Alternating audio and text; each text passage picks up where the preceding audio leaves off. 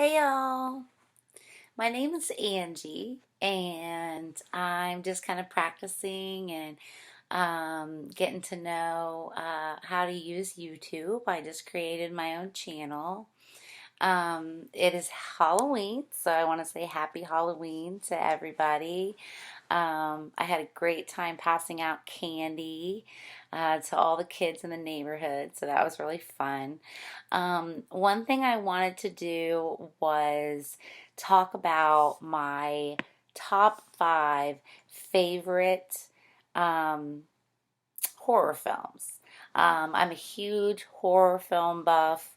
So a lot of the videos that I'm going to be posting are going to have something to do with that.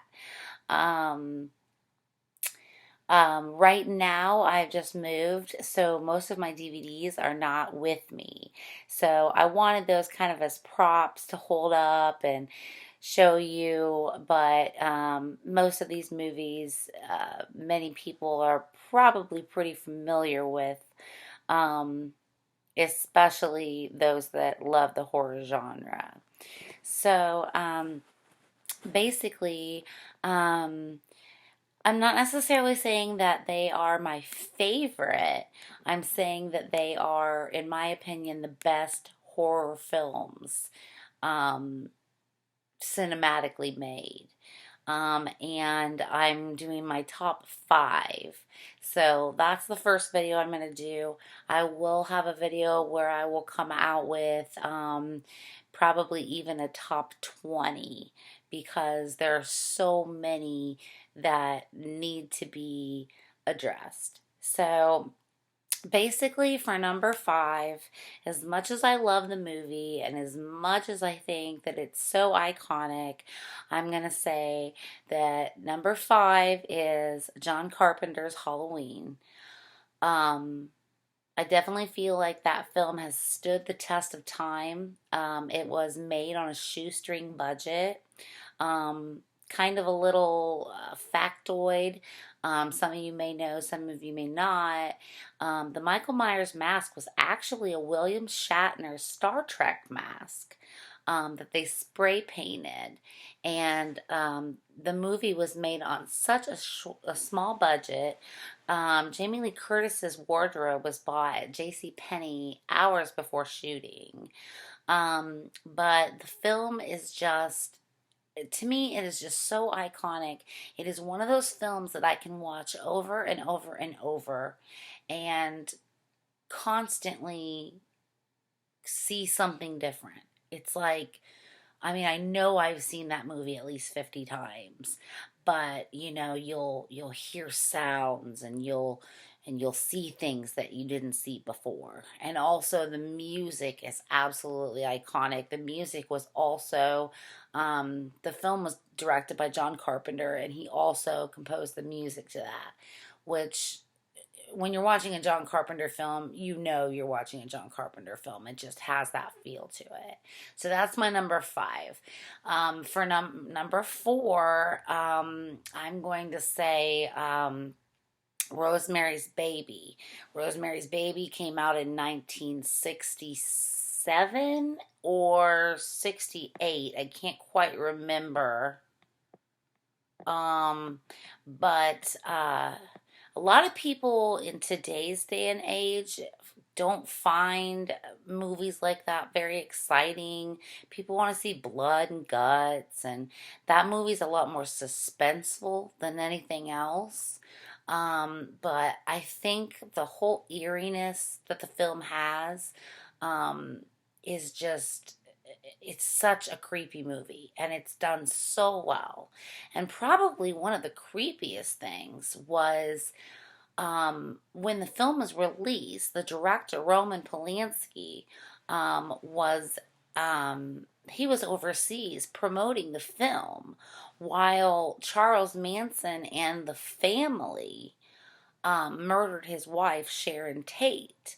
And it kind of has a creepy feeling because the movie deals with witchcraft and then this awful incident took place. So very, very scary. Mia Farrow is just, I think she's just amazing. That film is just great.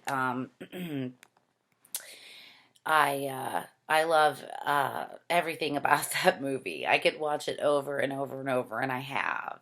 So that's my number four. For my number three, I'm trying to think. What was I?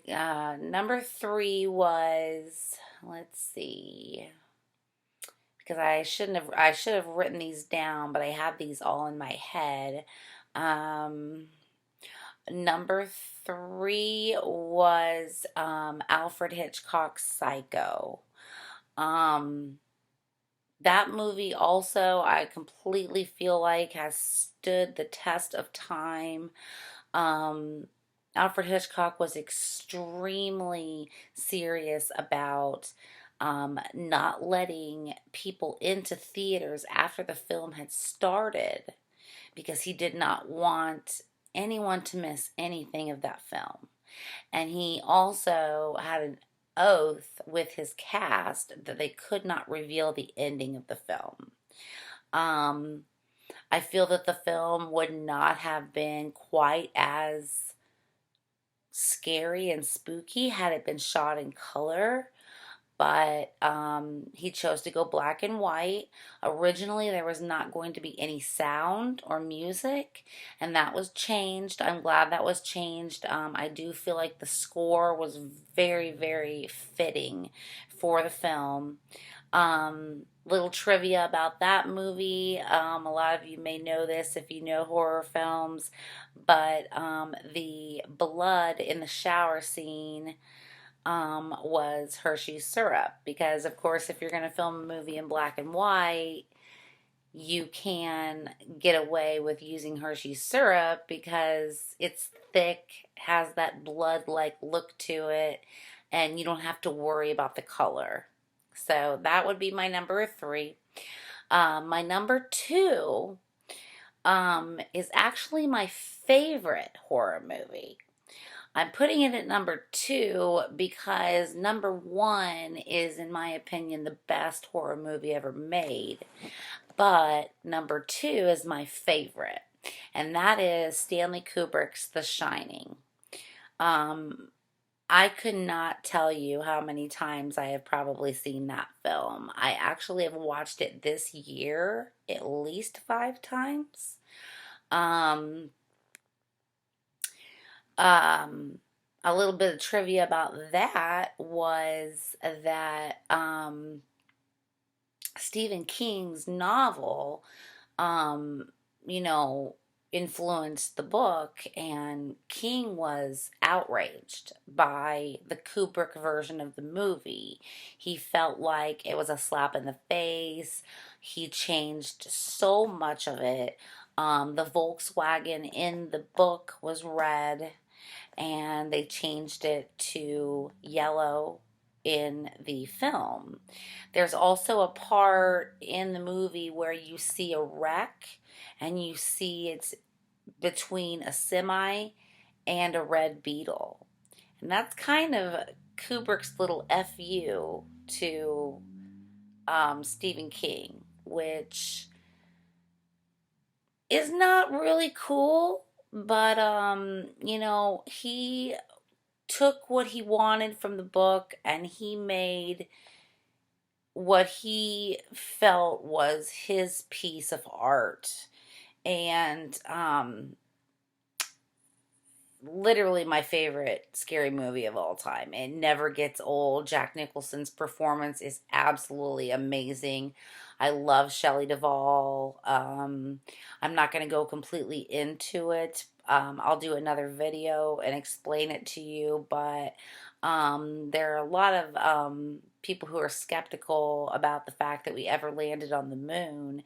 Some people actually believe that NASA contacted Stanley Kubrick, and he shot at Area 51 the footage that was supposed to be on the moon.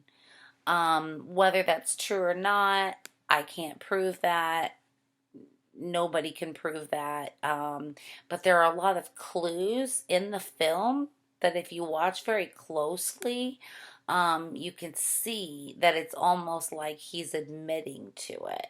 Probably the most obvious is when you see Danny, the young boy, stand up and look at door 237, room 237, which is the room that he was told not to go into. Um, and he stands up and he's wearing a sweater that has the Apollo 11 rocket ship on his sweater. And he stands up tall like a rocket and walks slowly to the door and then walks to 237, which the door is ajar. And there's a key in the door, and it says room capital N-O 237. And if you look up anywhere, the distance between the moon and Earth is 237,000 miles. So that's kind of weird, you know. And also, you know, you've got the room NO 237.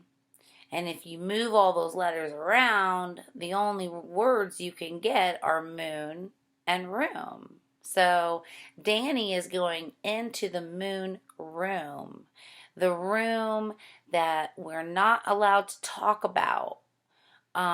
Just as if the moon landings were faked, we're not allowed to talk about. So that's just kind of like my short version of it. There's a lot more references in the film. And then my number one best scary horror film of all time, hands down, is The Exorcist. I think that is one of the only older films that there are today that still is just completely shocking. That movie has a lot of crazy trivia too. There were deaths during the making of it. I know that the director, William Friedkin, was very, very dedicated to the actors' performances. And some people might agree that he went a little too far with some of the things that he did. Not to spoil anything, but at one point in the film, someone falls down a large amount of stairs and is bleeding to death. And the priest that reads his last rites, before they shot that, William Friedkin went up to him and said, "Do you trust me?"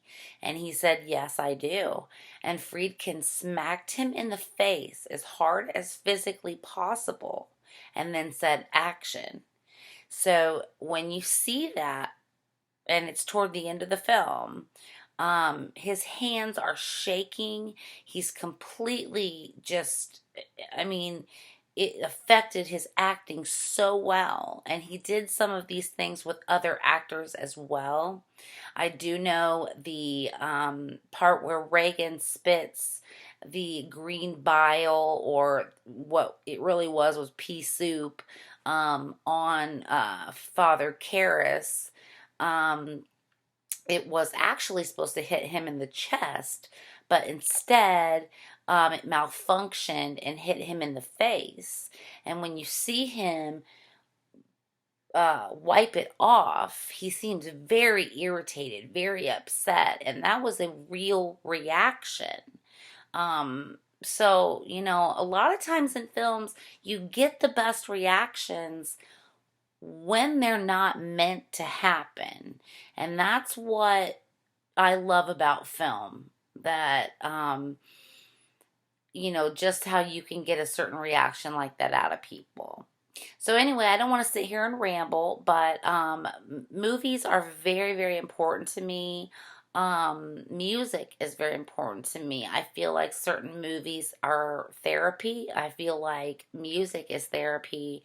Um, I am trying to finish a degree to become a teacher. I'd like to teach kindergarten, but I'm also thinking about teaching high school English where I could teach a film course as well if it's a school that offers that.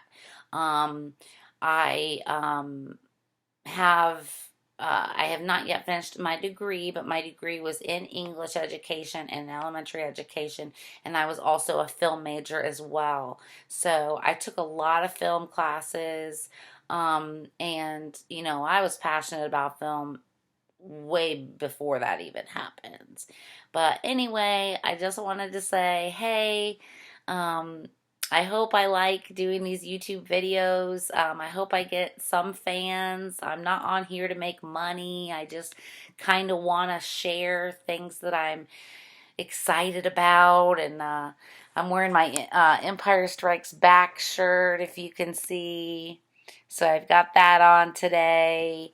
I couldn't find my Friday the 13th, which I wanted to wear for Halloween, but basically, that's what that is. So, thank you so much for watching, and I do want to make more videos where I talk about a lot of film. I want to review some albums, and also I'm very into makeup and fashion. So there'll be a lot of stuff coming up from me, and if anybody has any questions about anything, or maybe you disagree about something that I say, leave comments, let me know.